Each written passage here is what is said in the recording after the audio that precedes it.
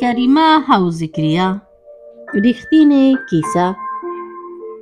سلام، مینه او درنښت هیله لرم ټول روغ جوړ او خوشحاله اوسئ. دغه کانال سبسکرایب کړئ، خپل ملګرو دوستانو سره یې هم شریک کړئ. له دې کانال څخه په پښتو ژبه رښتینې داستانونه او هم په دري ژبه داستانهای واقعي خپریږي. نننۍ کیسه داسې پیل کیږي.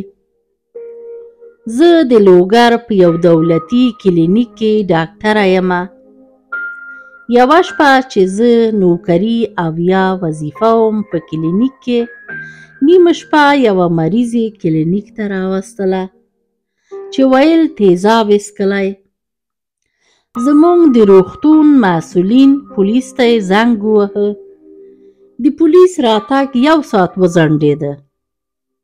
تر هغه موږ دغه مریض منتظر پرېښوده. زه تر اوسه عذاب وجدان باسم چې ای کاش ما همغه شپه قانون مات کړی وای او هغه ځوانه ښځه مې تداوي کول، ګوندې اوس به ژوندۍ وه.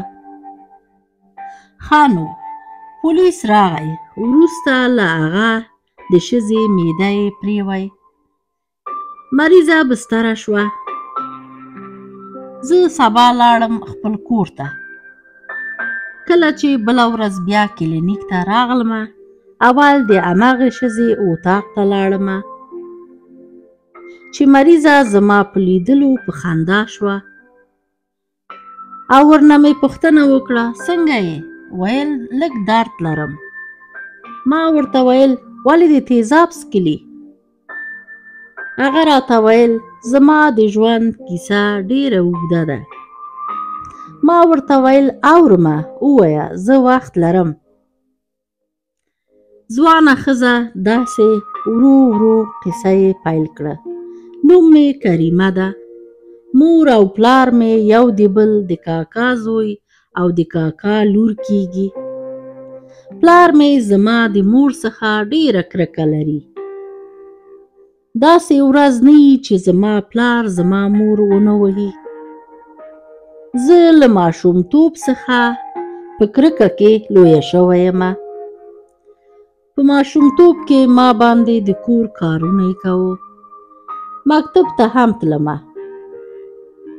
د کور کار او د مکتب کار دواړه ما کول.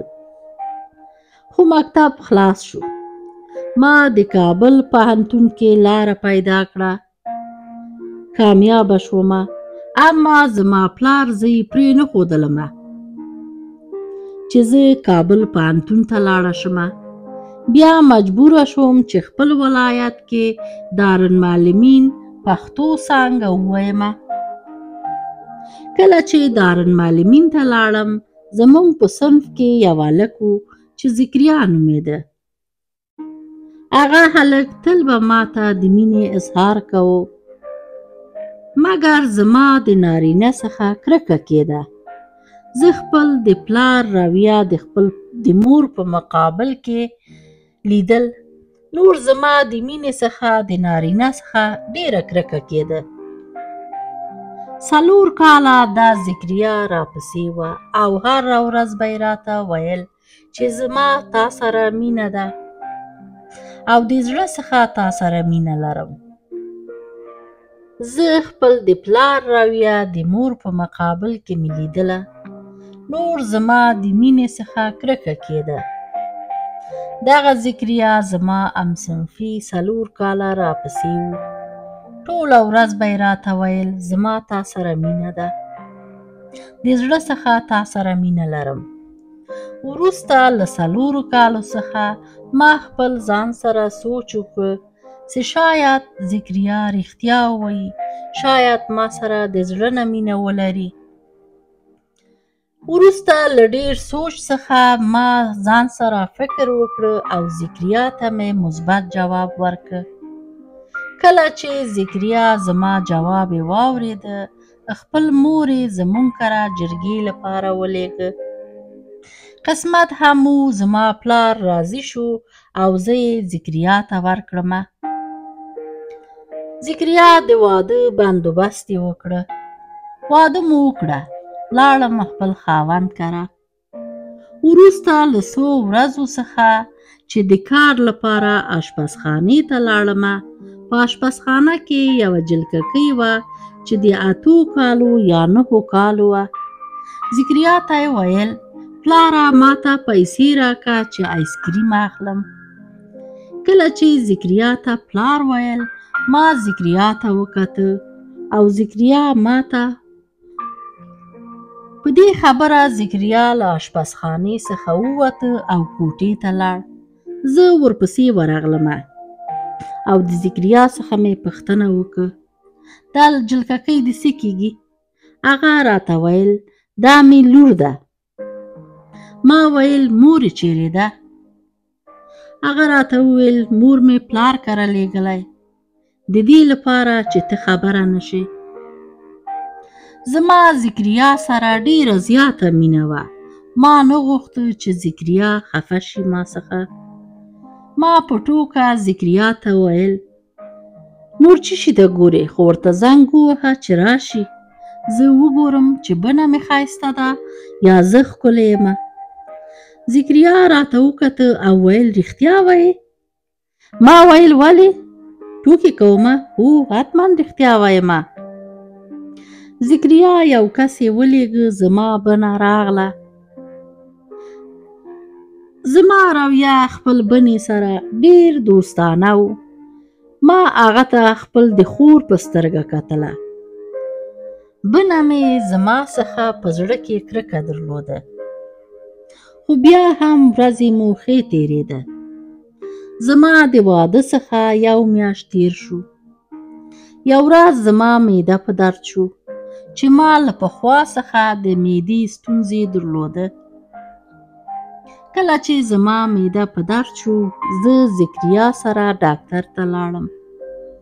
له ډاکټر څخه دوا مو واخیست. زه کور ته راغلم او ذکریا کابل ته لاړ او ما ته یې ویل چې شپې زه نه درځم کور ته.